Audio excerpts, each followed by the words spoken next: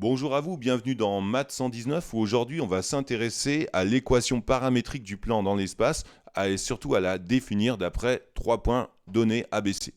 C'est parti, ici on donne 3 points, A de coordonnées 1, 2, 3, B de coordonnées 5, 0, 8 et C de coordonnées 3, 1, 2.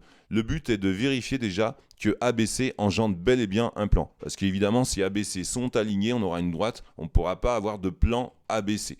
Donc ici on est en 3 dimensions. Tout ceci est généralisable pour un plan dans un espace à 4 dimensions. Bon, après, on rentre dans des choses peut-être plus abstraites. Donc, il nous faut tout d'abord définir les vecteurs AB et AC pour vérifier si ces vecteurs sont ou pas collinéaires. Donc ici, quand on calcule les composants du vecteur AB, on trouve 4, moins 2 et 5, c'est-à-dire 5, moins 1, 0, moins 2, 8, moins 3.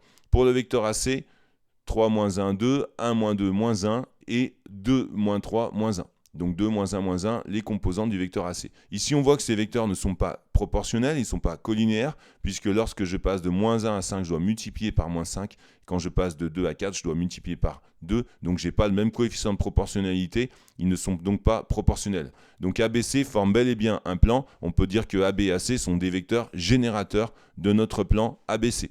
Maintenant, on va directement écrire l'équation paramétrique de notre plan ABC.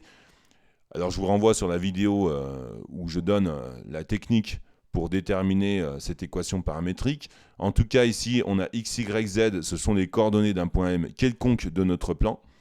Ici on prend les coordonnées d'un point de notre plan, donc on sait que A, B, C appartiennent au plan. Donc je peux prendre soit les coordonnées de A, de B ou de C, ici. Et ici j'y mets les composantes des vecteurs générateurs. Donc ici, les composantes du vecteur AB, 4, moins 2, 5, parce qu'on a vu que c'était égal à K fois AB, plus T fois AC. Donc ici, les composantes du vecteur AC. Hein, ça, c'est OM est égal à OA, plus K fois le vecteur AB, plus T fois le vecteur AC. Ça, c'était la forme vectorielle de notre plan, mais là, ce sont des équations paramétriques. Voilà. J'espère que cette vidéo vous a plu. Mettez un petit pouce bleu. Et bien sûr, abonnez-vous à la chaîne pour recevoir toutes les vidéos que je publie régulièrement. A tout de suite.